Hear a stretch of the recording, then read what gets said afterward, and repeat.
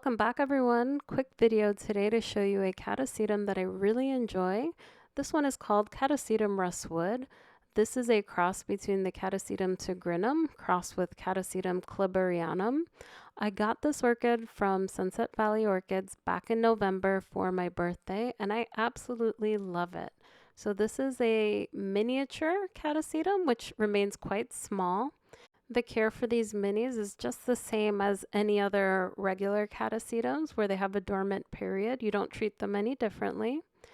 This spiked for me right after I got it. It took about 6 weeks from when I first noticed the spike for the blooms to open up.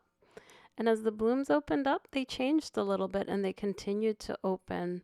So what I really enjoy about this orchid is that it has like a sort of animal print type spotting on it with a yellow lip, and the inside of the inside of the lip is also green. So when you look at it from the side, it looks like it's sort of like an insect or like a fairy.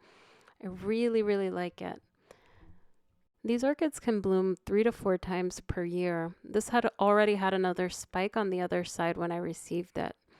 As it continues to grow more bulbs, it'll give me more flowers. There's no fragrance on this orchid, unfortunately, but what I love most about it is that it's very small. Even when it had leaves, it was quite tiny and compact, as you can see from this picture. Catasetums can get quite large, so I appreciate when I see some smaller ones with really nice flowers. From the Sunset Valley Orchids website, it's the Tigrinum in the parent that keeps this orchid pretty small, and I'll be looking for more of these in the future with Tigrinum in the lineage.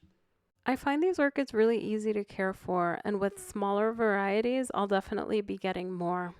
I hope you guys like this video. If you have any mini Catasetums, let me know in the comments down below. Thanks for dropping by, and I will catch you guys soon. Bye, everyone.